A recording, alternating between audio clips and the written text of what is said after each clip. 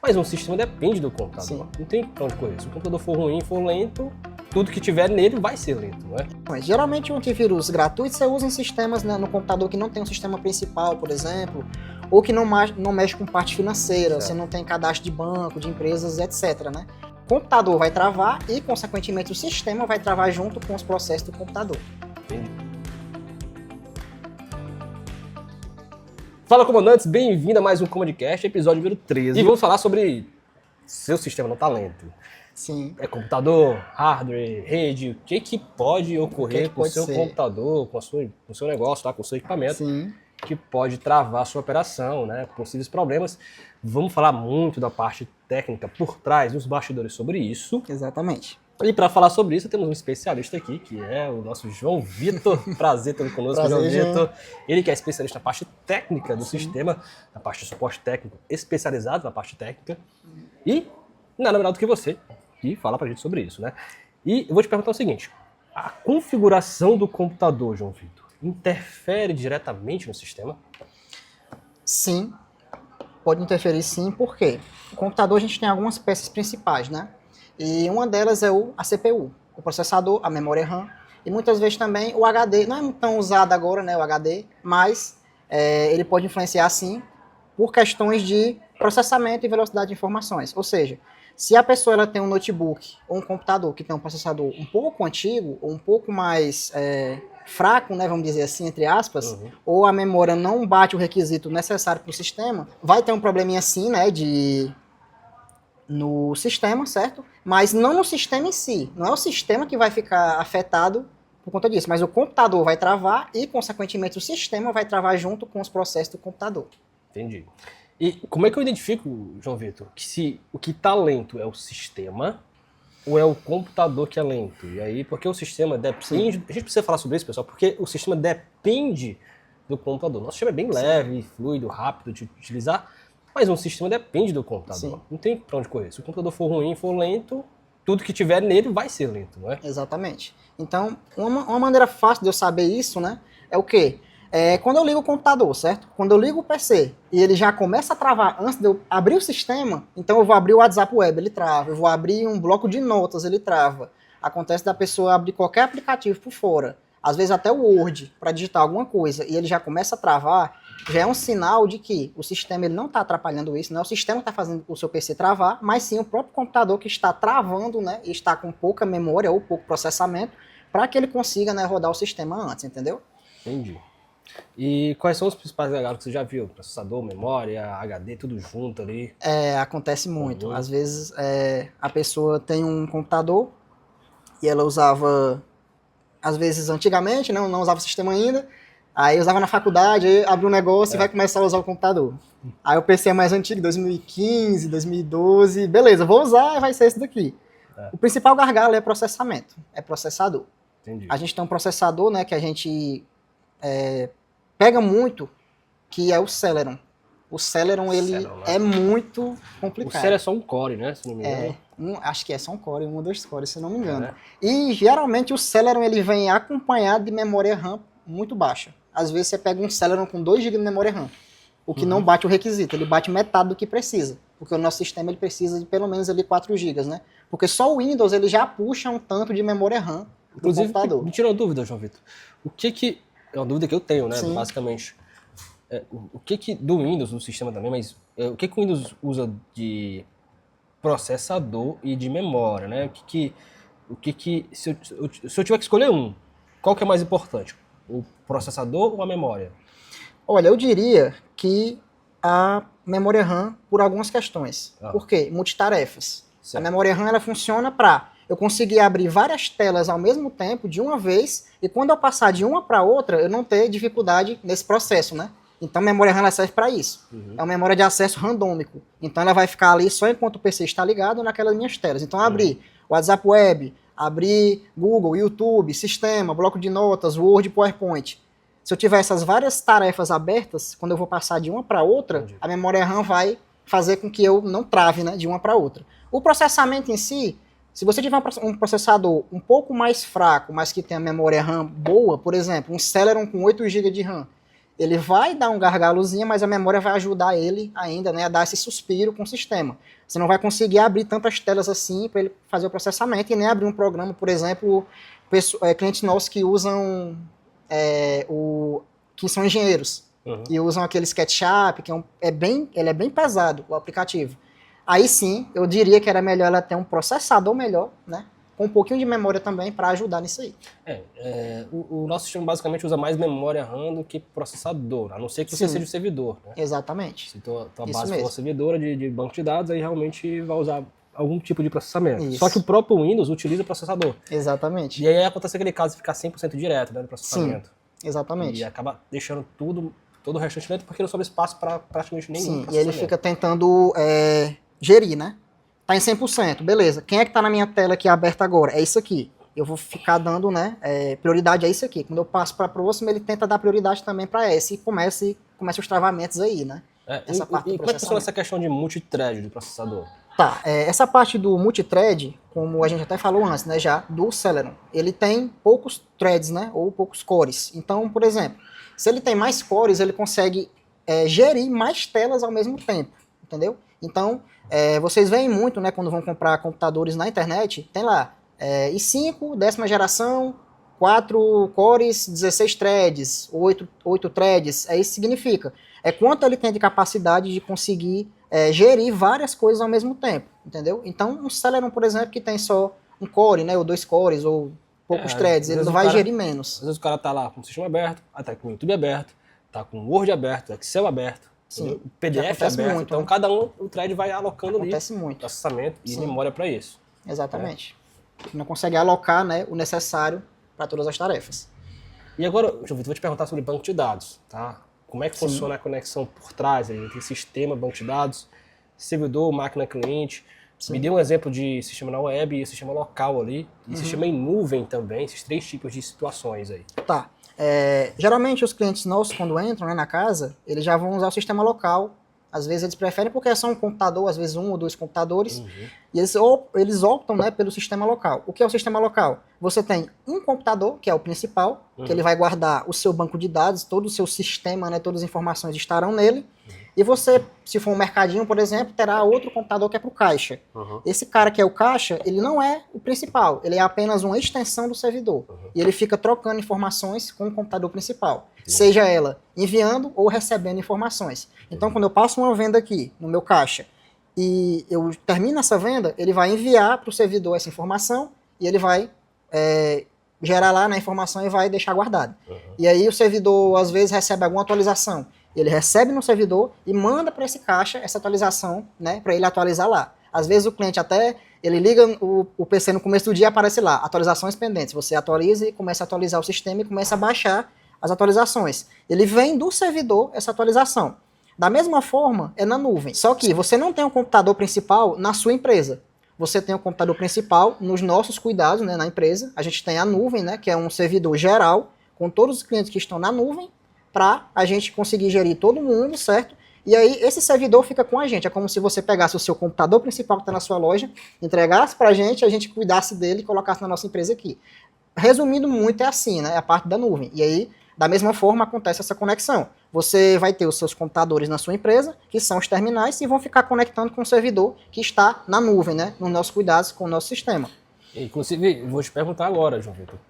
Quando que a minha empresa deve ir para a nuvem e quando ela não é recomendado que ela vá para a nuvem? Pronto. Tem muitos clientes nossos... O que é essa nuvem? Ele vai colocar nuvem... Como é que é isso? Fala pra gente aí, a galera que é leiga nesse assunto, normal. Né? Sim. Detalhe um pouquinho pra gente aí, o que é uma nuvem, né? Pronto. Antes de a gente perguntar a outra parte. O que é uma nuvem? A nuvem em si, ela é um servidor dedicado, certo? Que fica aos nossos cuidados. Literalmente, vamos dizer assim, é um computador muito potente que tem memória, né? E tem capacidade de processamento, memória, tudo, né? De armazenamento, para comportar vários bancos de dados de vários clientes de uma vez. Então é como se fosse um computador mesmo muito potente, né, grandão, que você coloca todo mundo que está na nuvem nele. E você faz só a parte de gerenciamento, né, de saber quem é quem que está ali, e aí você conecta ele na internet, e aí pela internet, essa conexão, né, chamada VPS, ou a conexão com a nossa nuvem, você vai apontando, né, cada banco que está nesse servidor para os computadores do cliente que pediu a nuvem, né, no caso. Então a nuvem é basicamente isso. É um servidor grandão, né, um computador bem potente que fica aos nossos cuidados, que tem toda essa parte de banco de dados dos clientes. Qual é a vantagem aí para a nuvem? A vantagem para a nuvem é que você não tem, por exemplo, se você está com seu servidor local e aí dá uma queda de energia e aí seu computador queima, que acontece muito. Período de inverno, né, que tem muito raio, essas coisas. Se você perdeu o seu servidor e por algum motivo você não conseguir recuperar as informações do seu banco de dados, pode dar uma dorzinha de cabeça por conta disso. Não é que você vai perder tudo, porque a gente tem, né, os backups do sistema do servidor, mas eles não são, né, tão... Por exemplo, a cada minuto não é feito. É feito a cada, dependendo do cliente, a cada 1 hora, a cada 2 horas. Tá, e o custo da nuvem? Porque assim, se eu tiver um servidor local, eu tenho um servidor dedicado e dependendo da minha operação, eu tenho que ficar ligado lá, só funciona com ele ligado. Sim, eu gasta tenho que ligar energia. primeiro ele, tem energia. Sim. Enfim, detalhe pra gente sobre isso. Pronto, tem que ver como é que a empresa está trabalhando. Então, vamos logo entrar no ponto de se eu uso ou não a nuvem. Como é que eu sei disso? Se eu sou uma empresa que eu não posso parar de forma alguma, né, e eu tenho que ficar dependente do meu servidor, eu não posso correr o risco de ficar dependente da minha internet, da minha provedora. Então, para mim, seria melhor eu gastar com um servidor local, potente, que eu posso ter ele lá na minha empresa, do que eu deixar, né, na nuvem. Não é porque a nuvem nossa ela vai atrapalhar, pode ser a conexão um dia da provedora, que já é outra coisa, né? Tem esse terceiro ponto também, que é a sua conexão de internet, se é boa ou não, que pode te atrapalhar. Então, como é que eu sei se eu devo ou não ir para a nuvem?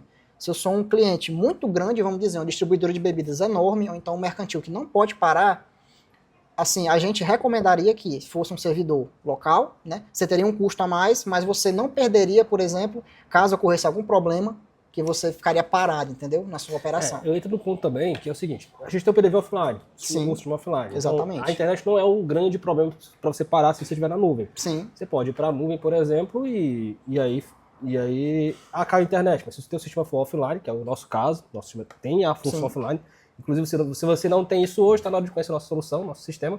Eu vou deixar o link aí embaixo para você conhecer um pouco mais. Exatamente. Mas basicamente com o PDV offline, eu queria que você detalhasse um pouco para a gente o que é esse PDV offline, o cliente não pararia a operação, mesmo sem internet, mesmo sem rede, mesmo estando na nuvem. Né? Como é que funciona isso? Pronto, o PDV offline ele funciona como se, voltando para a parte do servidor, eu falei que o computador servidor está local, né, na sua empresa. Ele tem um banco de dados que ele manda para o seu caixa. Da mesma forma, o PDV offline ele funciona como se fosse um pequeno servidor só para esse caixa. Então, você tem um servidor geral com seu estoque e suas vendas, e ele vai trocando informações com seu caixa. Caiu minha conexão, né, impediu a conexão de alguma forma, e aí ficou só o caixa sozinho. Ele vai parar? Não vai. Ele tem um banco de dados dentro desse próprio caixa, né, resumindo muito, e aí ele gerencia essas vendas, guarda nesse próprio computador, mesmo offline, e quando a sua conexão retorna, que o caminho está de volta, né, para ele se comunicar, ele envia essas vendas para o servidor e ele vai sincronizar. Então, se eu tinha 100 no meu estoque no servidor, caiu a conexão, eu tinha 100 aqui também, vendi 10, ficou um com 10 e o outro com 100. Quando voltar a conexão, ele sincroniza e fala, ó, vendi 10, sincroniza aí, ficou 90 e 90 e fica tudo ok. Ele vai sempre sincronizando as informações. Uma outra vantagem de você usar na nuvem é que você usa em qualquer lugar, né? Sim. Uma vantagem muito forte é essa. Tem aplicativos também, né? E o aplicativo, você usa nossos aplicativos diretamente no celular, você faz a operação aqui no celular, vai fazer a venda, pré-venda, alterar alguma coisa, faz pelo celular, e aí já altera direto ao servidor. Sim. E não precisa. E a nuvem fica disponível 24 horas por dia, então tá tudo desligado na loja. Quero trabalhar? Consegue, não é? Exatamente. Se precisar. Isso mesmo. Tem que ir lá na loja trabalhar. Então te dá mobilidade, né? A nuvem te dá mobilidade na operação. E também, de certa forma, qualidade de vida, porque às vezes você fica até tarde na empresa trabalhando e não consegue ir para casa, às vezes aproveitar a família e tudo mais, porque você não consegue usar o sistema onde você está, né? Sim. Onde você estiver. E a nuvem te fornece isso. Exatamente. Mas tem um outro ponto que a nuvem não é tão recomendada, é quando a sua base é muito grande. Às vezes o cara tem uma base de dados muito grande. A não ser que ele tenha um servidor dedicado só para ele, que é bem mais caro. É mais caro que um servidor local, talvez seja. Sim. Mas você tem mais segurança. Imagina um supermercado grande aí, né? Exatamente. E aí ele vai ter os seus PDVs offline ali rodando, não vai parar sem internet, mas ele teria que ter um servidor dedicado local ou um servidor dedicado em nuvem, só para ele, porque a base dele é muito grande, precisa de uma máquina mais potente. Isso mesmo. Né? Quando que vale a pena mais investir em um servidor dedicado e quanto que vale a pena investir na nuvem, né? Pronto, como você havia falado, né, por conta da operação, entendeu? Quando ele necessita, né, digamos que um cliente ele trabalha na madrugada também, e ele não pode correr o risco de parar. Então, poderia ser, sim, né, um servidor dedicado local para que não, né, tivesse problemas com isso.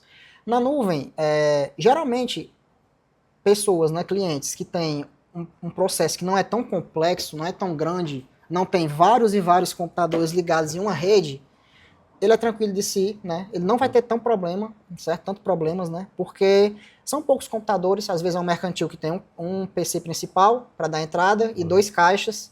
Então a nuvem ela funciona perfeitamente para isso, porque não vai ter problemas, né, de conexão, digamos, de falta de conexão. Às vezes a loja é enorme, é um quarteirão e tem mais de um roteador, então tem que passar isso também, entendeu? Entendi. Às vezes E aí eu vou te perguntar outra coisa que às vezes passa despercebido, mas ele geralmente dá algum suporte pra gente, que é a questão de antivírus ou firewall do Windows. Sim, né? exatamente. Às vezes, o antivírus bloqueia a operação, bloqueia a porta, o firewall. Como é que funciona isso? Por que ele bloqueia? Detalhe pra gente. O que é que significa? O firewall, ele é nativo do Windows, certo? Você pode baixar, por exemplo, o McAfee, né? Ou aquele 360 Security, que também tem, mas o Windows já tem um antivírus muito bom, certo?